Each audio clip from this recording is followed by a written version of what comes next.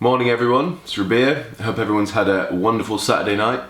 It's Sunday morning, about 9:45, and I just got up and I thought straight away I should shoot a video because I have the time.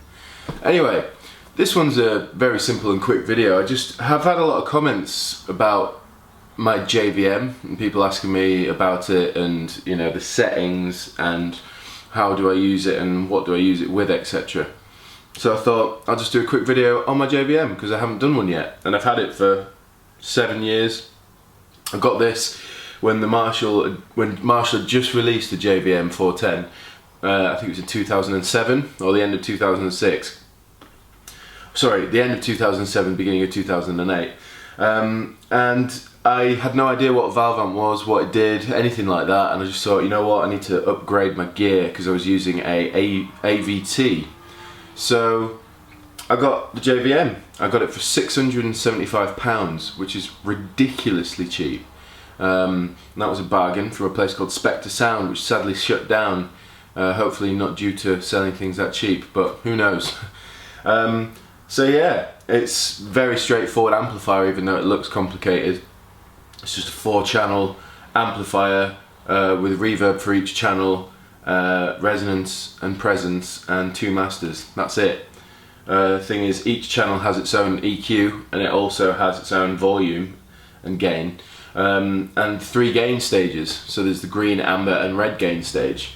So you could take your clean into the realms of a plexi, you could take your crunch into the realms of a JCM 900, you can take your overdrive going from your JCM 800 sound all the way through to, well, just retarded amounts of gain, just too much, and then OD2 is just exaggerated, slight different tone from OD1 with even more gain. So there's more gain than you know what to do with. That's not necessarily a bad thing, it just means that you have more control over your tone. So, having had this amp for so many years, I decided, well, I've had the same settings now for quite a few years. So I'll quickly run through the settings for you, and then just do a little bit of a sound test. But this is for all the people that have asked what the settings are.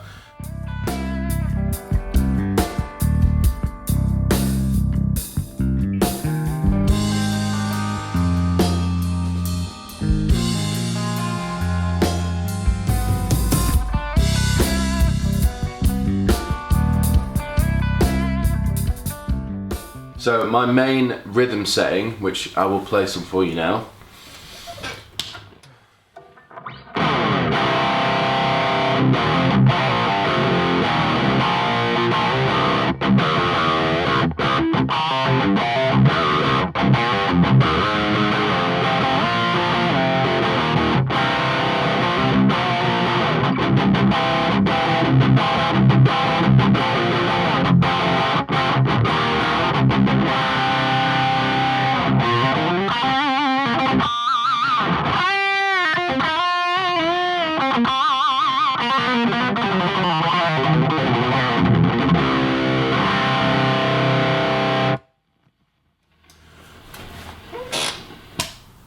So that is my rhythm tone.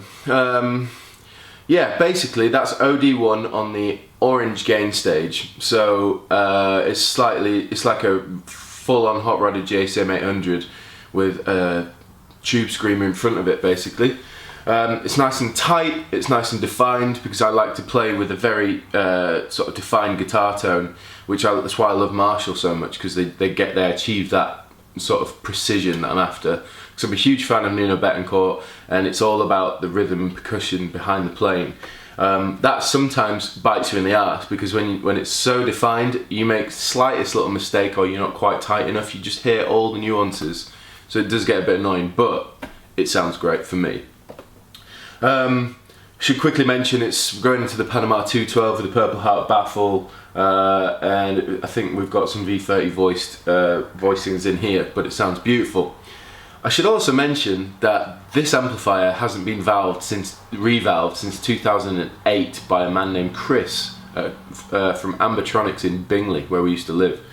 So I spoke to Marshall the other day, and both mine and Dave's JVM, because Dave got a JVM because he liked how good it sounded. We have to take these in for a service finally, I think, because we're starting to get crackles. I don't know if you can hear that, but it crackles away. Anyway, that's my kind of main rhythm sound. The other two tones that I use most on this amplifier are on the crunch channel. So if I go across the crunch now, I'll show you the first one that I use. This is orange stage. I don't change the settings between the orange stage and the next crunch setting that I have. It's literally just the gain stage that I change. This is for my kind of delay rhythm parts. So I've got the flashback here.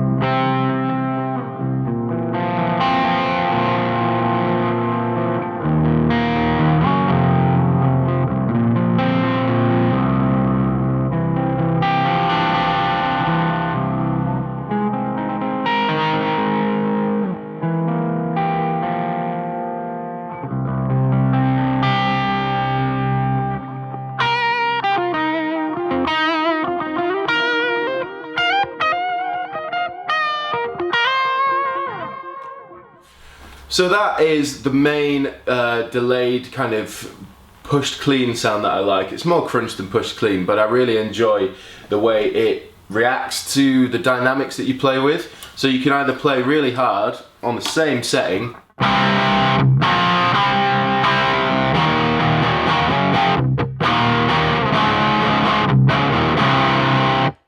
or you can play it really cleanly and it just helps.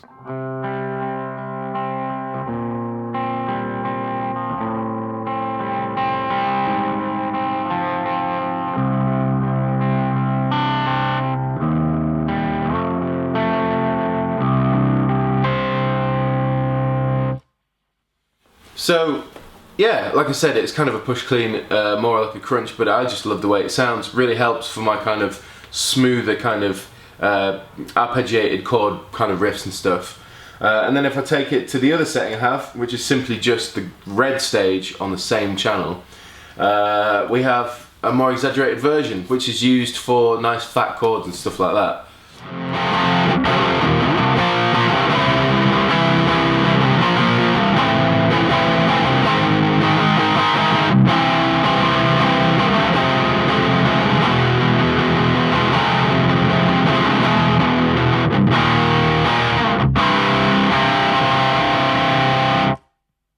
Gonna have to stop this demo for 1 sec because my mum's trying to FaceTime me.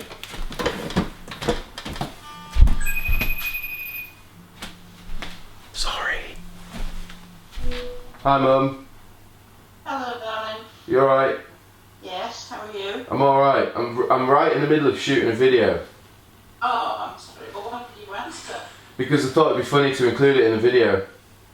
Oh. So everyone on YouTube's gonna hear you.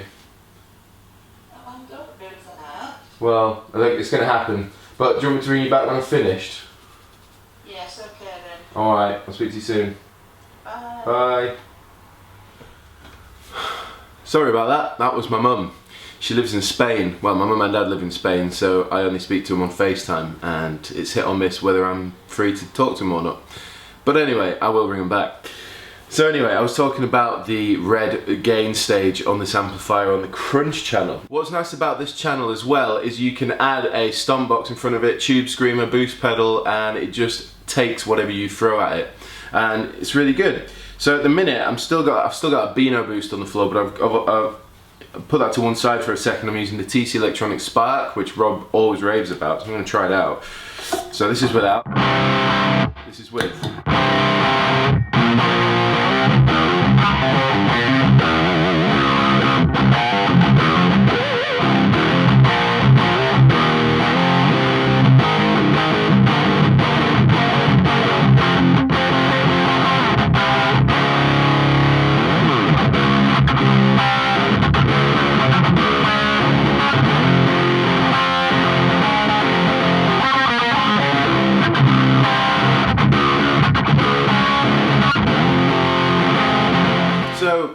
generally when I put a boost pedal in front of this amplifier on the crunch channel, it just gives me more of that OD tone. It's tighter, more precise, and you get more definition out of what you play, so that's cool.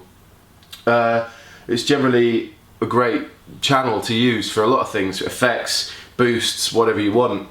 So yeah, I mean, I don't really use the clean channel as such because I can get most of the tones that I'm after from OD1 and crunch. Because if I give you a quick example, I won't change the settings, but if I go to the if I go to the green stage on OD1, put a bit of the loop in there and show you what it does, because of where I have my gain, it doesn't actually, it sounds like a nice held back JVM 800.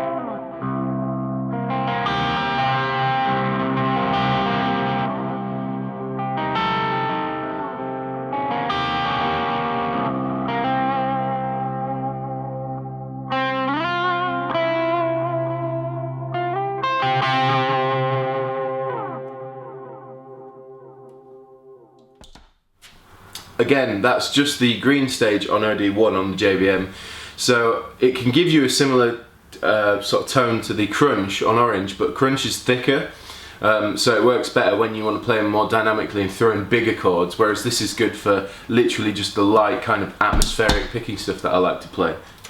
Yeah, so I've shown you the kind of settings that I really like about it, I've shown you how I use it in context, and you can see the settings for yourself. So if you have a JVM, go try them out and see if you get something similar.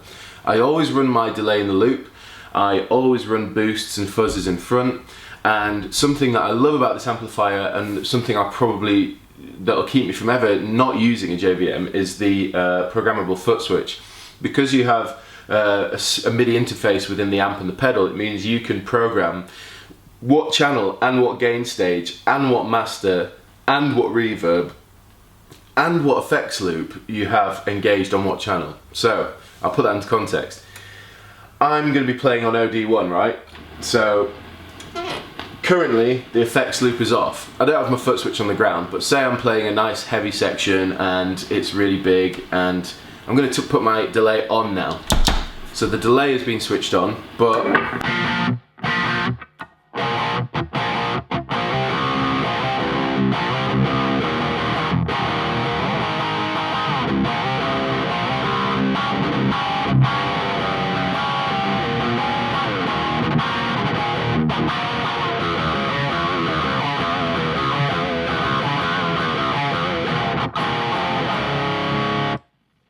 there's no delay there. But as soon as I go to a channel that I would like the delay to be on, i.e. the crunch, if I have my foot switch I press it, but I have to do it manually, so